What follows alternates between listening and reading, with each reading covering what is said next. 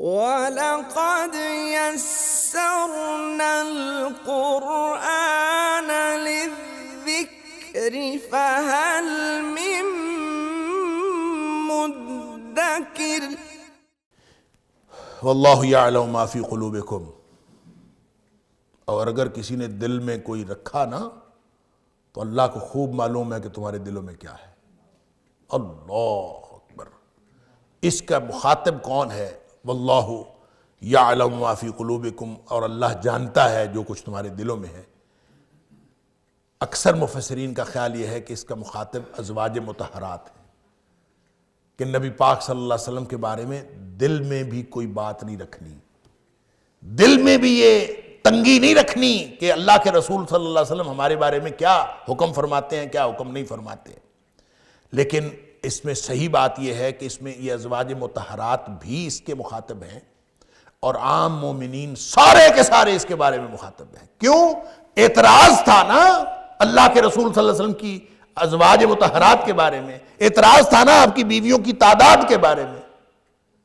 تو واللہ یعلم ما فی قلوبکم، اللہ کو خوب معلوم ہے کہ تمہارے دلوں میں کیا ہے۔ گویا نبی پاک صلی اللہ علیہ وسلم کے بارے میں کوئی ادنا درجے کا سوء ظن رکھے، کوئی ادنا درجے کی کوئی بدگمانی نبی پاک صلی اللہ علیہ وسلم کے بارے میں رکھے، ادنا درجے کی کوئی اعتراض کی کیفیت رکھے، تو وہ بھی اتنا بڑا گناہ ہے کہ اس کی بخشش نہیں ہو سکتی۔ لہٰذا دل میں تسلیم و رضا ہونی چاہیے نبی پاک صلی اللہ علیہ وسلم کے ہر اقدام کے بارے میں،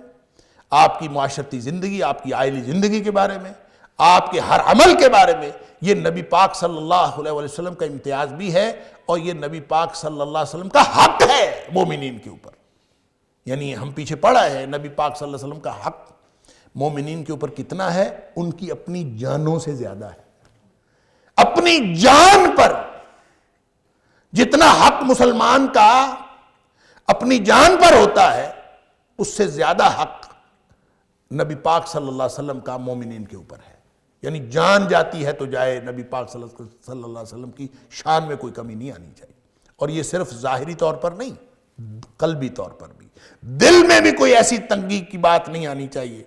جیسے فرمایا فَلَا وَرَبِّكَ لَا يُؤْمِنُونَ حَتَّى يُحَكِّمُوكَ فِي مَا شَجَرَ بَيْنَهُمْ، تم میں سے کوئی مومن ہو ہی نہیں سکتا جب تک وہ اللہ کے رسول صلی اللہ علیہ وسلم کے کیے ہوئے فیصلے کو تسلیم نہ کر لے۔ ثُمَّ لَا يَجِدُوا فِي أَنفُسِهِمْ حَرَجًا مِّمَّا قَضَيْتَ،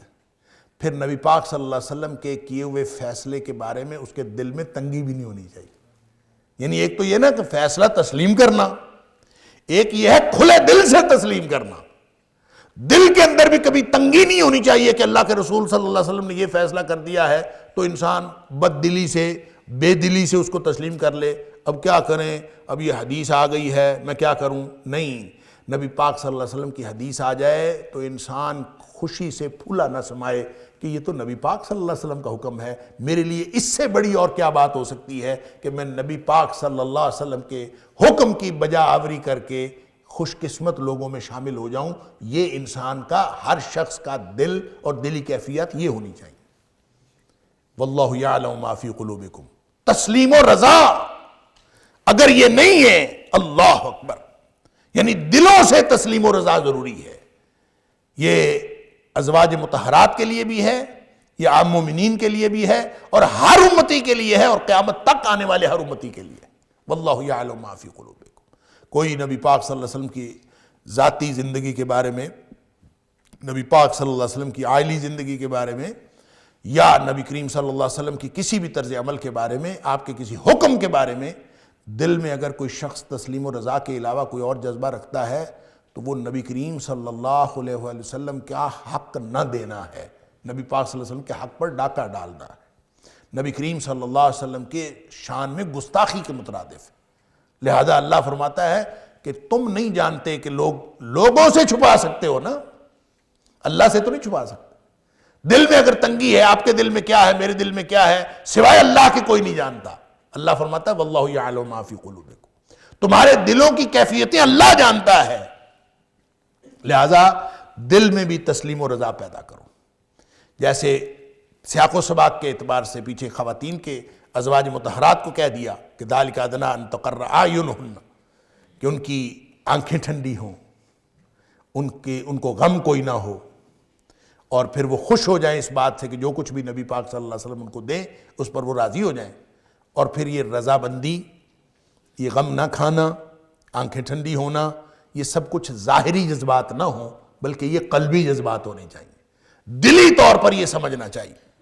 وَكَانَ اللَّهُ عَلِيمًا حَلِيمًا، سبحان اللہ، اللہ تعالیٰ ہمیشہ سے جاننے والا اور حلیم، بردبار ہے۔ کیا مطلب؟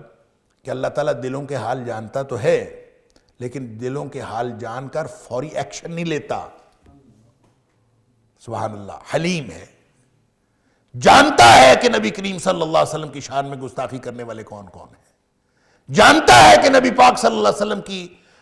حیات طیبہ کے بارے میں، آپ کی ذاتی زندگی کے بارے میں کون کون شخص دلوں میں کیا کچھ رکھتا ہے، لیکن وہ فوری گرفت نہیں کرتا، حلیم ہے، علیم ہے لیکن حلیم ہے، جانتا ہے،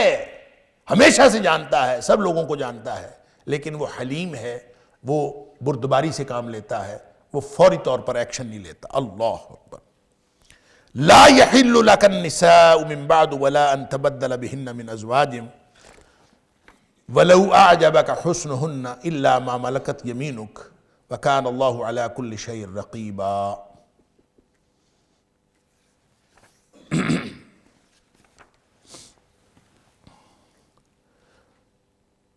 آپ کے لیے حلال نہیں ہے النساء، عورتیں، من بعد، آج کے بعد آپ کے اوپر عورتیں حلال نہیں، اللہ اکبر۔ ولا ان تبدل بہن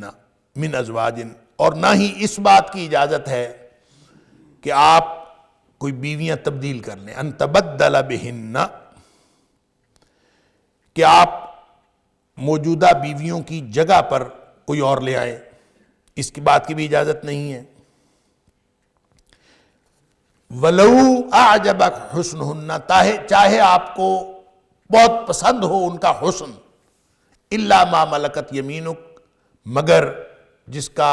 مالک ہوا دایاں ہاتھ آپ کا، یعنی وہ لونڈی والی آپشن جو ہے وہ موجود ہے۔ وَكَانَ اللَّهُ عَلَى كُلِّ شَيْءٍ رَقِيبًا، اور اللہ تعالیٰ ہر چیز کے اوپر خوب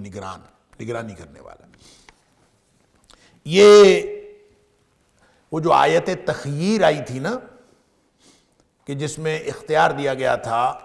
ازواج مطہرات کو، کہ جب انہوں نے نان و نفقے میں اضافے کا مطالبہ کیا اور ان کو اختیار دے دیا گیا کہ اگر نبی کریم صلی اللہ علیہ وآلہ وسلم سے تم نے اس طرح سے مطالبہ کرنا ہے تو پھر ایسے کرو، مادی مطالبات تو تمہارے نبی پاک صلی اللہ علیہ وسلم کے پاس پورے نہیں ہو سکتے، یہاں سے تم نے اگر جانا ہے کہیں سے چلے جاؤ، نبی پاک صلی اللہ علیہ وسلم کو اللہ نے کہہ دیا کہ آپ ان کو کہہ دیجئے کہ میں تمہیں آزاد کر دیتا ہوں، جہاں جانا ہے جا کے نکاح کر لیں۔ لیکن اگر اللہ اور اس کے رسول صلی اللہ علیہ وسلم کو چاہتی ہیں تو پھر وہ اللہ کے رسول صلی اللہ علیہ وسلم سے کوئی اس طرح کا مطالبہ نہ کرے۔ اس پر وہ ساری کی ساری جتنی اس وقت تھیں، یہ 9 تھیں، سب نے نبی پاک صلی اللہ علیہ وآلہ وسلم کے ساتھ رہنے کا اور اپنے مطالبے سے دستبرداری کا فیصلہ کیا کہ ہم کچھ نہیں چاہتی، ہم اللہ اور اس کا رسول صلی اللہ علیہ وسلم چاہتی ہیں۔ وہاں ہم پڑھ آئے ہیں کہ اس کا فائدہ ان کو دنیاوی طور پر بھی ہوا، یعنی جو مال غنیمت کے خمس میں سے، جو خمس جو نبی پاک صلی اللہ علیہ وسلم کا حق ہوتا تھا، تو اس خمس میں سے جتنا وظیفہ ان کو ملتا تھا وہ بھی اتنا زیادہ تھا کہ یہ ان لوگوں کے سالوں کی جو کمائی ہے وہ اس سے بھی کہیں زیادہ ہوتا تھا، بہت سارے لوگوں کی سالوں کی کمائی سے زیادہ ہوتا تھا۔ یعنی اللہ تعالیٰ نے دنیاوی طور پر بھی ان کو بھی بہت سارا فائدہ دیا، لیکن صحیح بات یہ ہے کہ انہوں نے جب اختیار کیا نبی پاک صلی اللہ علیہ وسلم کا ساتھ، اور اس اختیار کو استعمال نہیں کیا کہ وہ نبی کریم صلی اللہ علیہ وسلم کو چھوڑ کر چلی جائیں، اور ہر تلخی ترشی برداشت کرنے کا انہوں نے فیصلہ کر لیا کہ ہم رہیں گے نبی پاک صلی اللہ علیہ وسلم کے ساتھ، جو بھی حالات ہوں گے ہم نبی پاک صلی اللہ علیہ وسلم کے ساتھ ہی رہیں گے۔ جب یہ فیصلہ کر لیا تو اس کا ایک انعام اللہ تعالیٰ نے دیا جو اس آیت میں ہے۔ انعام یہ دیا، وہ بہت سارے انعامات دیے، میں نے جیسے عرض کیا کہ ان کو جو خمس میں سے جو کچھ ملتا تھا وہ بھی بہت زیادہ ملتا تھا، یعنی ان کی وہ جو مادی کمی تھی وہ بھی پوری ہو گئی، بلکہ بہت زیادہ ان کو ملنے لگا۔ لیکن جو اصل انعام یہ ملا کہ اللہ تعالیٰ نے نبی اکرم صلی اللہ علیہ وآلہ وسلم کو وہ جو جتنی پرووینس دی تھیں، یہ اس آیت جو ماقبل کی آیت ہیں اور یہ آیت جو ہم نے اب پڑھ رہے ہیں، ان کے درمیان یہ ایسا نہیں ہے کہ یہ فوری طور پر یہ آیت نازل ہوئی اور فوری طور پر یہ آیت نازل ہوئی، اس کے درمیان میں وقفہ ہے۔ تو اللہ کریم نے نبی پاک صلی اللہ علیہ وسلم کو محدود فرما دیا کہ آج جتنی بیویاں آپ کے پاس ہیں، اس کے بعد آپ نے کسی بیوی سے، کسی نئی عورت سے نکاح نہیں کرنا، جتنی ہیں بس یہی رہیں گے۔ یہ اور پھر یہ یعنی اب یہ جو امتیاز ہے آپ کا کہ آپ ازواج مطہرات ہیں، اور یہ جو اعزاز ہے یہ اب کسی اور کو نہیں مل سکتا، اور یہ بس 9 کی 9 ہی رہیں گی جتنی ہیں، اور ساتھ یہ بھی کہہ دیا کہ ان کو تبدیل کر کے بھی 9 کی تعداد نہیں پوری کر سکتے، ایسا بھی نہیں کر سکتے کسی ایک کو طلاق دے دی پھر اس کی جگہ آپ دوسری کر لیں، بس اس کے بعد آپ نے کسی سے نکاح کرنا ہی نہیں، یعنی ان بیویوں میں سے کسی کو طلاق بھی نہیں دینی اور ان کی جگہ کسی اور کو بھی نہیں لے کے آنا، اور اس کے علاوہ بھی کسی عورت سے نکاح نہیں کرنا۔ یہ اعزاز ملا کہ اس وقت جتنی خواتین تھیں وہ قیامت تک کے لیے ازواج مطہرات امہات المومنین صرف وہی قرار پائیں، اس کے بعد کسی کو یہ اعزاز حاصل کرنے کا امکان ہی ختم ہو گیا۔ یہ اللہ تعالیٰ نے اعزاز ان کو دیا۔ ویسے اس پر جو ہے وہ سارے مفسرین نے تقریباً یہی تفسیر کی ہے جو میں نے آپ کے سامنے عرض کی ہے، لیکن ایک بات جو امام طبری نے لکھی ہے اور وہ کہہ لیجئے کہ تھوڑا سا منفرد ہے باقی لوگوں کی نسبت، باقی مفسرین کی نسبت، وہ بھی سن لیجئے۔ وہ یہ کہتے ہیں کہ یہ نبی کریم صلی اللہ علیہ وآلہ وسلم کو اس وقت کی موجود بیویاں جو تھیں وہ فکس کرنے کا حکم نہیں ہو رہا اس میں کہ اب اس کے بعد آپ نکاح نہیں کر سکتے، یہ نہیں ہو رہا، بلکہ وہ کہتے ہیں کہ اس کا تعلق پیچھے آیت نمبر 50 کے ساتھ ہے۔ آیت نمبر 50 میں جن کیٹیگریز کو بیان کیا گیا کہ ہم نے یہ آپ کے لیے حلال کی، آپ کے لیے یہ حلال کی، آپ کے لیے یہ حلال کی، یعنی اس میں کیا کہا تھا، اِنَّا أَحْلَلْنَا لَكَ أَزْوَاجَكَ اللَّاتِي آتَيْتَ أُجُورَهُنَّ، جن کو آپ نے مہر دیے ہیں اور ان کو آپ نے نکاح کیا ہوا ہے مہر دے کے، تو وہ ساری آپ کے لیے حلال ہیں۔ پھر اس کے بعد لونڈیاں حلال ہیں، پھر اس کے بعد آپ کے جو قریبی رشتہ دار ہیں وہ ان سے اگر آپ نکاح کر لیں وہ بھی حلال ہیں، پھر اس کے بعد جو اپنا آپ کو ہبہ کر دے وہ بھی حلال ہے۔ یہ جو مختلف کیٹیگریز بتائی گئی تھیں، یہاں یہ کہا جا رہا ہے لا یحل لک النساء من بعد، ان کے بعد کوئی مزید حلال نہیں ہے۔ امام طبری کا خیال یہ ہے کہ یہ من بعد کا تعلق آیت نمبر 50 کے ساتھ ہے، نبی کریم صلی اللہ علیہ وسلم کی اس وقت کی موجودہ حالت کے ساتھ نہیں ہے۔ لہٰذا ان کا خیال یہ کہ جو کیٹیگریز بیان کی گئی ہیں وہ ہو سکتی ہیں کہ ان میں سے آپ نکاح کر سکتے ہیں، یہ گویا تعداد فکس نہیں کی گئی۔ البتہ یہ جو وَلَان تَبَدَّلَ بِهِنَّ مِنْ أَزْوَاجٍ ہے، یہ وہ باقی مفسرین کے ساتھ متفق ہیں کہ موجود بیویاں جو ہیں ان کو طلاق نہیں دی جا سکتی اور ان کی جگہ تبدیلی نہیں کی جا سکتی، ان کا اعزاز جو ہے یہ برقرار رہے گا۔ ان کے اعزاز کے حوالے سے امام طبری بھی متفق ہیں، البتہ وہ مزید نکاحوں کے بارے میں وہ کہتے ہیں اس کا تعلق آیت نمبر 50 کے ساتھ ہے، تو یہ نبی پاک صلی اللہ علیہ وسلم کو یہ فرمایا جا رہا ہے کہ ان کے علاوہ یا اس کے بعد آپ کو کوئی عورت جو ہے آپ کے لیے حلال اور جائز نہیں، حالانکہ اس میں ساری آ جاتی ہیں۔ وَلَقَدْ يَسَّرْنَا الْقُرْآنَ لِلذِّكْرِ فَهَلْ مِن مُدَّكِرٍ وَلَقَدْ يَسَّرْنَا الْقُرْآنَ لِلذِّكْرِ فَهَلْ مِن مُدَّكِرٍ۔ یعنی اگر امام طبری والے اس تفسیر کو دیکھا جائے کہ اس کا تعلق آیت نمبر 50 کے ساتھ ہے تو اس کے بعد کوئی جائز نہیں، تو اس کے بعد تو باقی کوئی نہیں بچتی، یعنی اِنَّا أَحْلَلْنَا لَكَ أَزْوَاجَكَ اللَّاتِي آتَيْتَ أُجُورَهُنَّ، کہ جس کو بھی آپ مہر دے کے نکاح کر لیں، تو مہر دے کے جس کو بھی نکاح کر لیں اس میں تو ساری عورتیں آ جاتی ہیں، پھر اس میں باقی رہ کون گیا؟ تو بہرحال یہ ایک ان کا ایک تفرد ہے امام طبری کا، وہ میں نے آپ کو بتا دیا۔ باقی اس میں سب متفق ہیں اور میرے خیال میں پہلی جو لا یحل لک النساء من بعد، اس کا بھی مفہوم متفق علیہ ہے، سوائے امام طبری کی اس بات کے کہ اس وقت موجود جو خواتین تھیں آپ کی ازواج مطہرات، اس کے بعد نبی پاک صلی اللہ علیہ وسلم کو نکاح کی اجازت ختم ہو گئی، ولا ان تبدل بہن من ازواج، اور نہ ہی ان کی جگہ پر کسی کو تبدیل کرنے کی، عورتوں میں سے کسی کو تبدیل کرنے کی اجازت ہے۔ وَلَوْ أَعْجَبَكَ حُسْنُهُنَّ، چاہے آپ کو ان کا حسن پسند ہو۔ نبی پاک صلی اللہ علیہ وسلم کو فرمایا جا رہا ہے چاہے آپ کو ان کا حسن پسند ہو۔ اس کا مطلب یہ ہے، ویسے تو یہ اس کا تعلق نبی پاک صلی اللہ علیہ وسلم کے نکاح کے ساتھ ہے کہ اب اس کے بعد نکاح کی اجازت نہیں، لیکن جب خصوصی طور پر ان کے حسن کی بات کی ہے تو یہاں سے مفسرین نے ایک نقطہ نکالا ہے اور بجا نکالا ہے، جو کہتے ہیں کہ جو حسن کا تعلق ہے دیکھنے کے ساتھ، تو اس کا مطلب ہے کہ جس شخص نے کسی خاتون کے ساتھ نکاح کرنا ہو اس کو دیکھ سکتا ہے، تو دیکھا ہوگا تو حسن سے متاثر ہوگا نا۔ اور اسی کی پھر تشریح بھی آتی ہے حدیث میں کہ نبی کریم صلی اللہ علیہ وآلہ وسلم نے خود اجازت دی ہے کہ کسی جس سے نکاح کرنا ہے اس کو دیکھا جا سکتا ہے، بلکہ دیکھنا چاہیے۔ ایک صحابی نے جب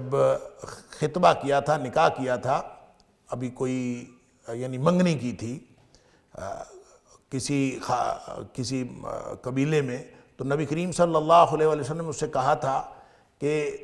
دیکھ لینا پہلے اس کو، یعنی نکاح کرنے سے پہلے دیکھ لینا، ان کی نظروں میں بھینگا پن ہوتا ہے، اس قبیلے کی عام عورتوں کی نظروں میں بھینگا پن ہوتا ہے، تم ذرا اس کو دیکھ لینا۔ تو اس کا مطلب یہ ہے کہ جو شادی سے پہلے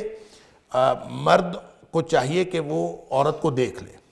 اور یہ دیکھنے کا مطلب یہ نہیں ہے کہ ساتھ ڈیٹ پہ چلے جائیں اور گھومیں پھریں اور شاپنگ کریں اور یہ کریں، دیکھنے کا مطلب یا کسی جگہ بیٹھ کے گپ شپ لگائیں، یہ نہیں ہے۔ دیکھ لینے کا مطلب یہ ہے والدین کی موجودگی میں آپ صرف ایک نظر ان کو دیکھ لیں۔ ہاں کوئی اگر والدین کی موجودگی میں کوئی بات چیت کا بھی موقع ہو تو بات چیت بھی کی جا سکتی ہے، کوئی حرج نہیں اس میں،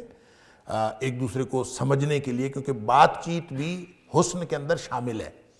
تو لیکن اس کا سب تعلق تنہائی کے ساتھ نہیں ہے، اس کا تعلق اس مجلس کے ساتھ جس میں نکاح کا معاملہ طے ہو رہا ہو، تو اس میں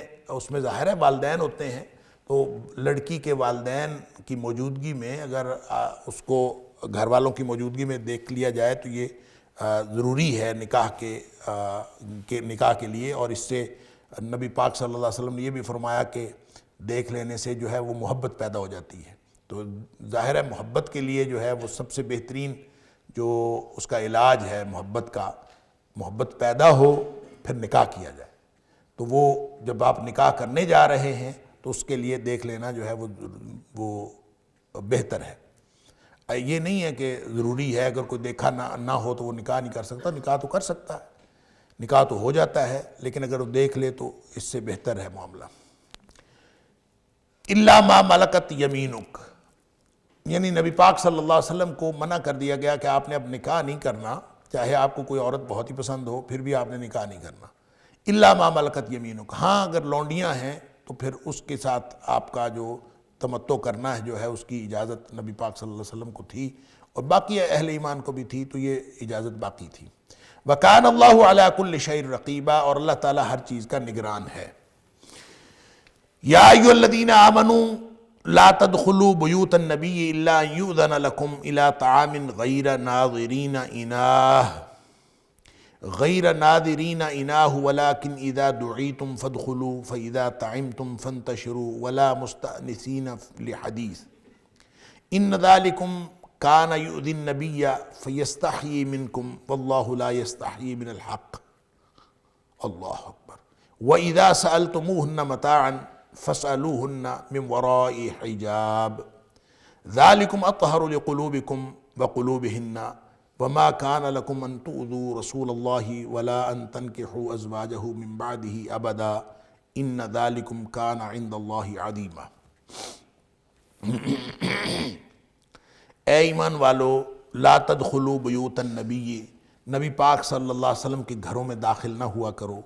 الا مگر ان یؤذن لکم الی طعام، کہ تمہیں اجازت دی جائے کھانا کھانے کے لیے، یعنی کھانا کھانے کے لیے اگر اجازت ہو کہ نبی پاک صلی اللہ علیہ وسلم کے گھر آنا ہے تو پھر چلے جایا کرو، غیر ناظرین اناہ، وہ بھی اس حال میں جایا کرو کہ کھانا پکنے کے انتظار میں جا کے نہ بیٹھا کرو، غیر ناظرین اناہ، علاوہ اس کے، علاوہ اس کے یعنی اس حال میں نہ ہو، ناظرین انتظار کرنے والے، اناہ کھانا پکنے کا۔ کھانا پکنے اصل میں انا جو ہے انا یعنی سے ہے، انا یعنی کا مطلب ہوتا ہے کسی چیز کا وقت ہو جانا، کسی بھی چیز کا وقت ہو جانا عمومی طور پر، انا کا معنی یہ مصدر ہے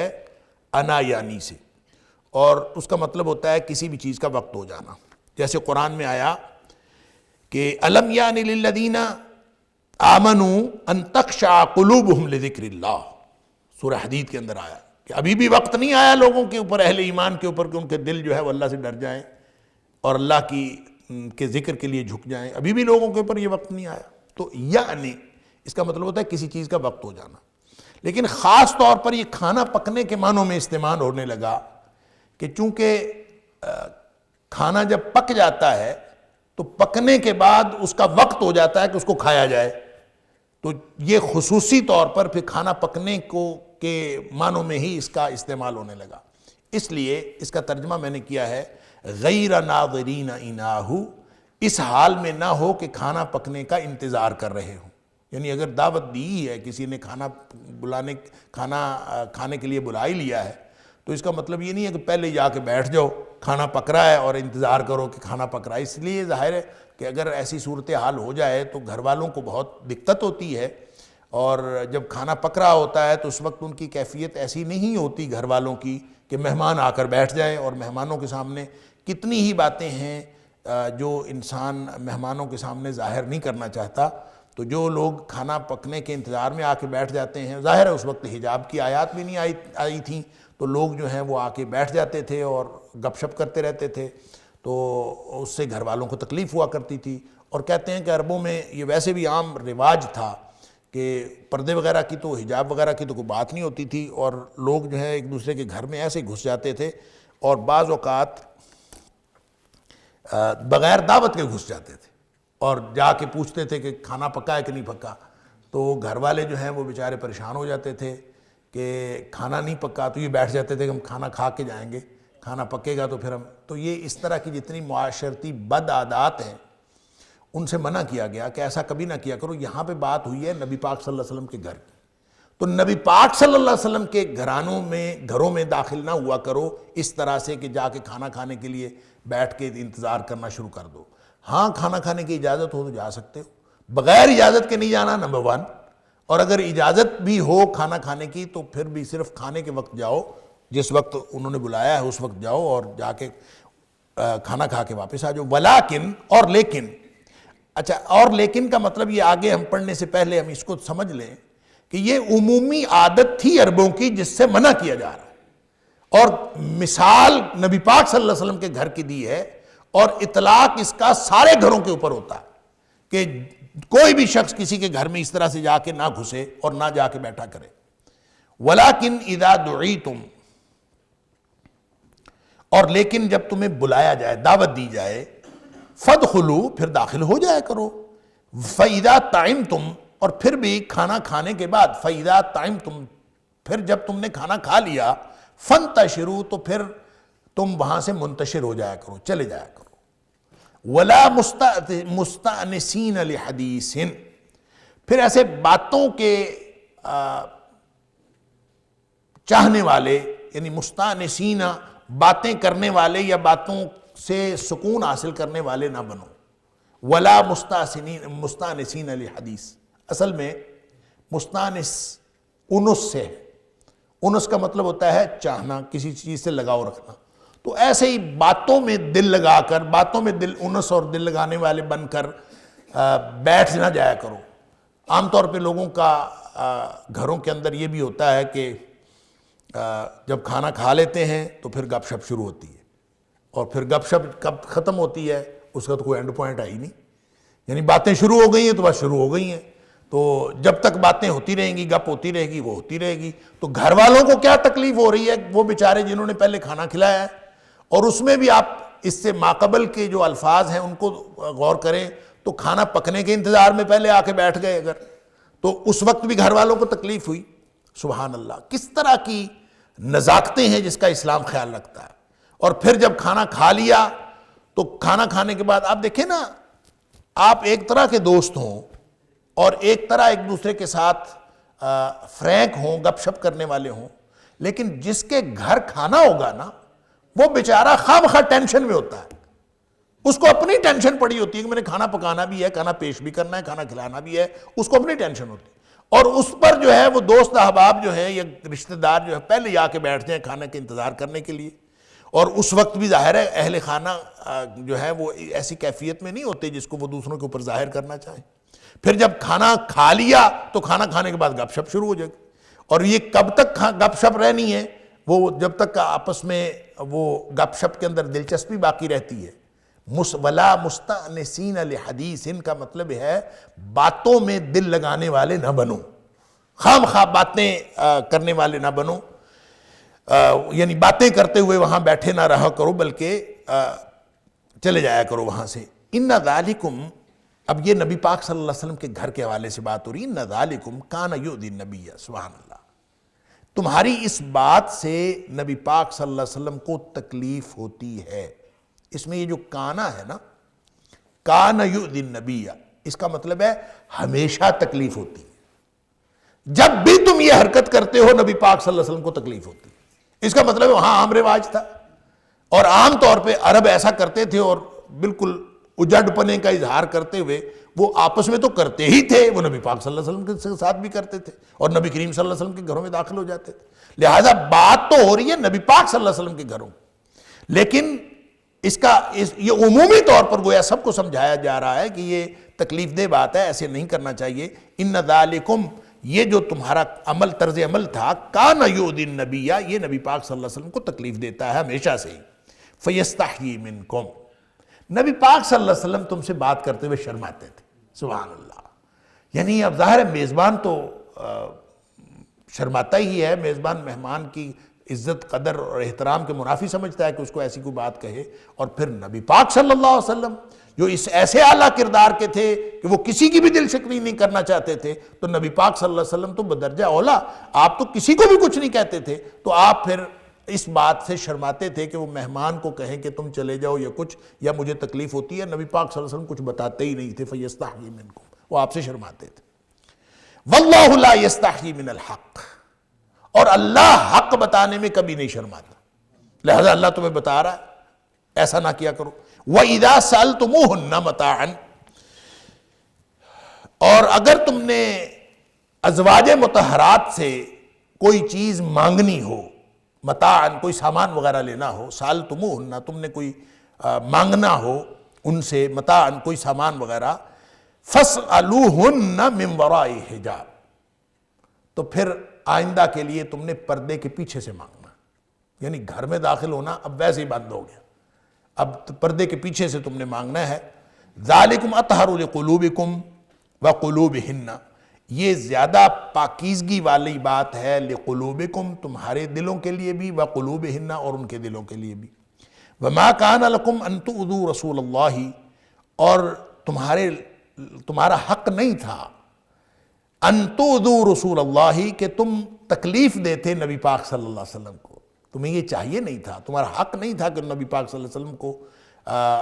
کوئی کسی بھی طرح کی تکلیف دو۔ وَلَقَدْ يَسَّرْنَا الْقُرْآنَ لِلذِّكْرِ فَهَلْ مِن مُدَّكِرٍ وَلَقَدْ يَسَّرْنَا الْقُرْآنَ لِلذِّكْرِ فَهَلْ مِن مُدَّكِرٍ وَلَا أَن تَنْكِحُوا أَزْوَاجَهُ مِن بَعْدِهِ أَبَدًا، اور تمہارا یہ بھی حق نہیں ہے کہ نبی پاک صلی اللہ علیہ وسلم کی ازواج مطہرات میں سے کسی کے ساتھ نکاح کرو اس کے بعد کبھی بھی، ہمیشہ ہمیشہ کے لیے نبی پاک صلی اللہ علیہ وسلم کی جو ازواج مطہرات ہیں ان کے ساتھ کسی بھی امتی کا نکاح حرام، ہمیشہ ہمیشہ کے لیے ختم، وہ مائیں ہیں امت کی۔ وہ اتنا ان ذالکم کان عند اللہ عظیما، اگر تم ایسی کوئی بات کرو گے یعنی جو نبی پاک صلی اللہ علیہ وسلم کو تکلیف پہنچانے والی ہو، یا پھر نبی پاک صلی اللہ علیہ وسلم کے بعد ان کی ازواج مطہرات میں سے کسی کے ساتھ نکاح کرنے والی بات ہو، تو یہ ایک بہت بڑی بات ہے۔ یعنی کتنا بڑا گناہ ہوگا، جیسے کوئی شخص اپنی ماں کے ساتھ نکاح کرے تو کتنا بڑا گناہ ہے۔ تو امہات المومنین امت کی مائیں ہیں، لہٰذا جتنا بڑا گناہ نبی پاک صلی اللہ علیہ وسلم کو تکلیف دینا ہے، اسی طرح یہ بھی بہت بڑا گناہ ہے کہ اگر کوئی شخص نبی پاک صلی اللہ علیہ وسلم کے ازواج مطہرات کے ساتھ نکاح کرے۔ تو یہ ایک عمومی جو کلچر تھا عربوں کا، میں نے عرض کیا اس کا تذکرہ کیا گیا ہے، لیکن بیوت النبی نبی پاک صلی اللہ علیہ وسلم کے گھروں کے حوالے سے کیا گیا کہ نبی کریم صلی اللہ علیہ وسلم کے گھروں میں اس طرح سے داخل نہ ہوا کرو، اور عمومی طور پر یہ ایک ادب سکھایا جا رہا ہے سارے لوگوں کے لیے۔ لیکن اس آیت کا جو خصوصی شان نزول ہے وہ حضرت زینب بنت جحش رضی اللہ تعالی عنہ کے ساتھ جو نبی پاک صلی اللہ علیہ وسلم کا نکاح ہے، یہ وہ شان نزول ہے۔ اللہ!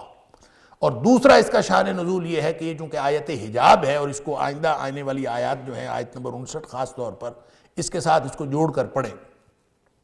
تو یہ عمر فاروق رضی اللہ تعالی عنہ کی موافقات میں سے ہے۔ یعنی نبی پاک صلی اللہ علیہ وآلہ وسلم کے گھر میں اگر کوئی ایسا معاملہ ہو رہا ہو اور عمر فاروق رضی اللہ تعالیٰ عنہ کو غیرت نہ آئے اور نبی کریم حضرت عمر فاروق رضی اللہ تعالیٰ عنہ اس کے بارے میں نہ سوچیں تو یہ تو کبھی ہو ہی نہیں سکتا۔ لہٰذا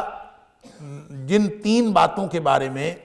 عمر فاروق رضی اللہ تعالیٰ عنہ نے کہا نا کہ میں نے اللہ کی قرآن سے یا وحی الہی سے میں نے موافقت کی، ان میں سے ایک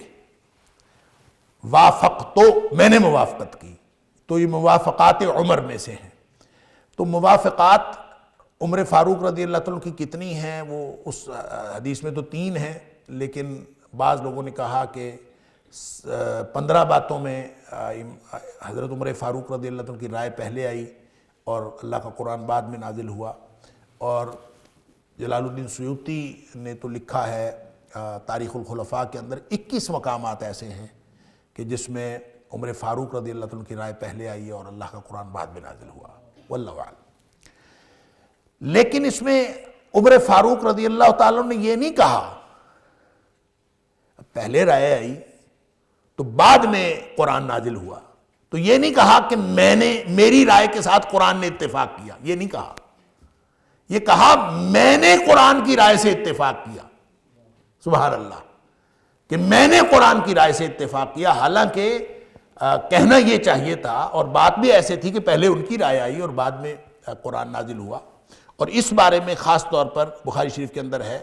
کہ عمر فرماتے ہیں قلت یا رسول اللہ صلی اللہ علیہ وسلم، میں نے کہا اللہ کے رسول صلی اللہ علیہ وسلم لو امرت نساءک ان یحتجبن، سبحان اللہ، آپ نا مجھے میرا دل کرتا ہے کہ آپ نا اپنی ازواج مطہرات کو حکم دے دیں کہ وہ حجاب کیا کریں، وہ پردہ کیا کریں، میرا دل کرتا ہے کہ آپ کہہ دیں ان کو فَإِنَّهُ يُكَلِّمُهُنَّ الْبَرُّ وَالْفَاجِرُ،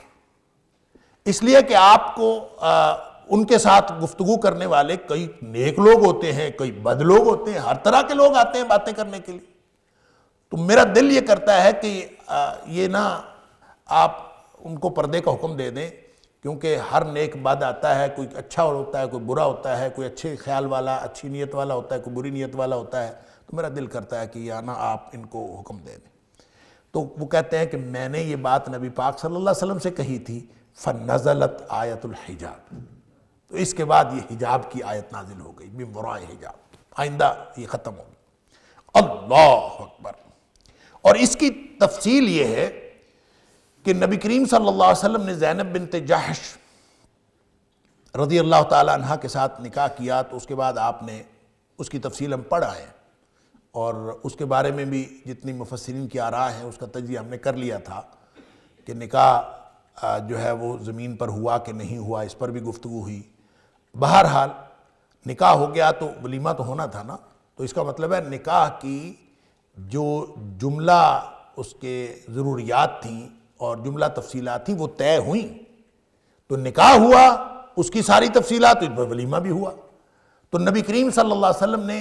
حضرت انس رضی اللہ تعالیٰ عنہ فرماتے ہیں کہ نبی کریم صلی اللہ علیہ وسلم نے گوشت اور روٹی کے ساتھ ولیمہ کیا، اور آپ نے مجھے بھیجا، یہ بخاری شریف کے اندر یہ ساری تفصیل ہے کہ وہ کہتے ہیں کہ نبی کریم صلی اللہ علیہ وسلم نے مجھے بھیجا کہ جا کے لوگوں کو بلا لاؤ۔ تو میں لوگوں کو بلاتا تھا، لوگ گروہ کے گروہ آتے تھے، کچھ لوگ آتے تھے آ کے کھانا کھا کے چلے جاتے تھے، پھر میں اور لوگوں کو بلا لاتا تھا، وہ آتے تھے کھانا کھا کے چلے جاتے تھے، یوں میں جاتا رہا، بلا کے لاتا رہا، اور لوگ جو ہے کھانا کھا کے جاتے رہے، تو یہاں تک کہ ایسے لوگ ختم ہو گئے کہ میں کسی کو اور کو بلاؤں، تو سب لوگ کھانا کھا کے چلے جاتے تھے، تو 3 لوگ جو تھے وہیں بیٹھے رہے، انہوں نے کھانا بھی کھایا، کھانا کھا کے گپ شپ کرتے رہے۔ اللہ اکبر! تو وہ بیٹھے گپ شپ کرتے رہے، نبی کریم صلی اللہ علیہ وسلم ان کا انتظار کرتے رہے کہ یہ چلے جائیں، وہ نہیں گئے۔ پھر نبی پاک صلی اللہ علیہ وسلم اٹھے اور حضرت عائشہ صدیقہ رضی اللہ تعالیٰ عنہا کے حجرے میں چلے گئے، ان کے گھر چلے گئے،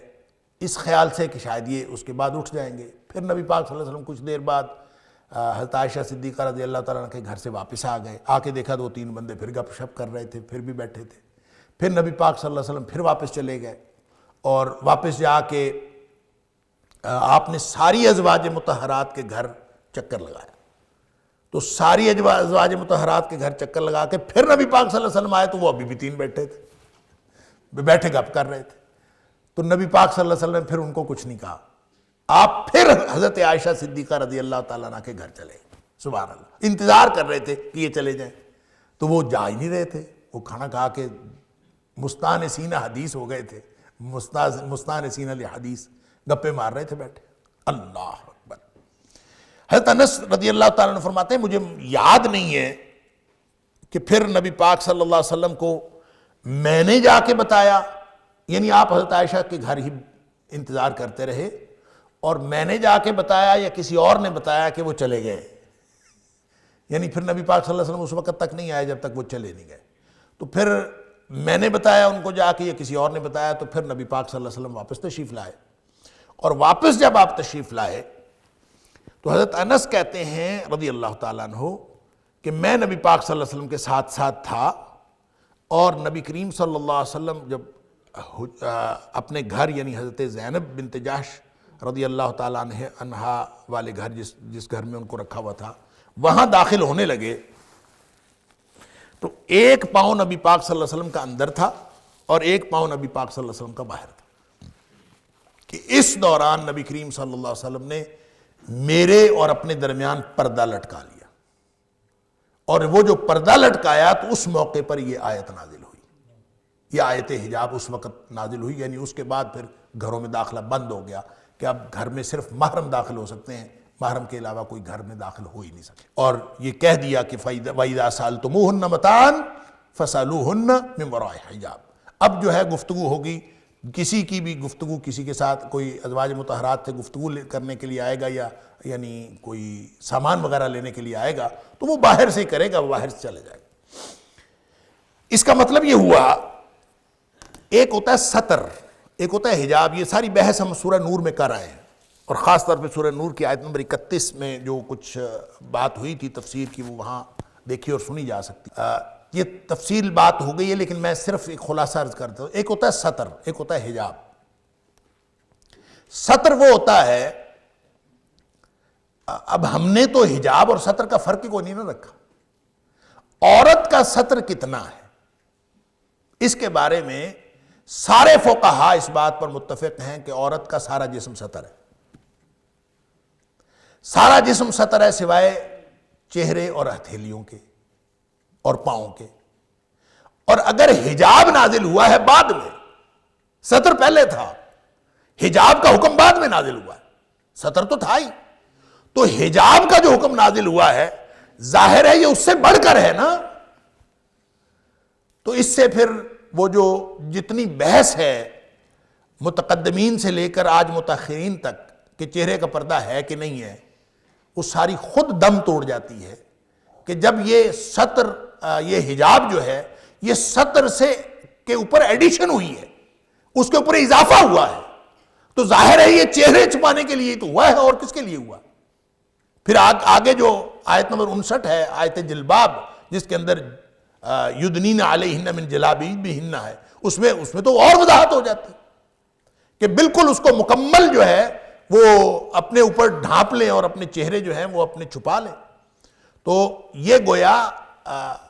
حجاب کا حکم، حجاب کی معنویت کے اندر یہ بات شامل ہے کہ چہرے کا پردہ کرنا چاہیے۔ باقی یہ بات میں پہلے بھی عرض کرتا رہتا ہوں کہ چونکہ متقدمین سے لے کر آج متاخرین تک علماء کے اندر اس بات کا اختلاف ہے کہ چہرہ کا پردہ ہے کہ نہیں ہے، تو جب بھی کسی مسئلے کے اندر اس طرح سے اختلاف ہو تو ظاہر ان کے پاس اپنے دلائل ہیں، تو جو لوگ اس طرح سے دلائل بھی رکھتے ہوں اور یہ اختلاف صحابہ کرام رضوان اللہ علیہم اجمعین کے دور سے چلا آ رہا ہو، تو ایسے اختلافی مسئلے میں پھر کسی ایک رائے، اپنی رائے کو درست سمجھتے ہوئے بھی دوسرے کی رائے کو احترام دینا چاہیے۔ لہذا میں ہمیشہ عرض کرتا ہوں کہ میری رائے تو یہ ہے کہ چہرے کا پردہ ہے، لیکن جو لوگ چہرے کے پردے کے قائل نہیں ہیں اور وہ یہ سمجھتے ہیں کہ اگر باقی جسم ڈھکا ہوا ہو پوری طرح سے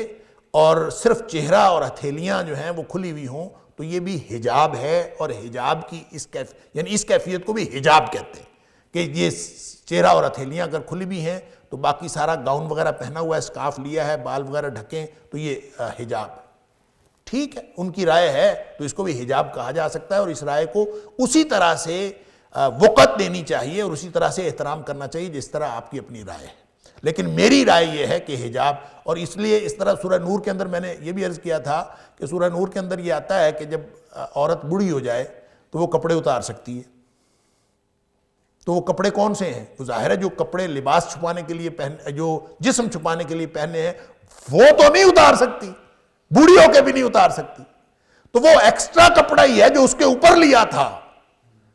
وہ جو چادر لی تھی، جو برقع لیا تھا، جو گاؤن پہنا تھا، وہ اس کو اتار سکتی ہے۔ وہ اگر اتارنا چاہے تو اتار سکتی ہے، نہ اتارنا چاہے تو نہ، یہ نہیں اتار سکتی بوڑھی ہو کے، تو ظاہر یہ اس کے بارے میں ہے۔ تو اس کا مطلب یہ ہے، ان سارے شواہد سے یہ پتہ چلتا ہے کہ یہ جو حجاب ہے یہ ایکسٹرا کپڑے ہیں، یہ زائد کپڑے ہیں، اور یہ زائد ہے کچھ، اور زائد کپڑا بھی ہو سکتا ہے، گاؤن اور سکارف بھی ہو سکتا ہے، اور چہرے کے پردہ، چہرے کو چھپانے والی چیز بھی ہو سکتی ہے، بڑی چادر جس کو جلباب کہا گیا، اور اس کو آگے پڑھیں گے انشاءاللہ۔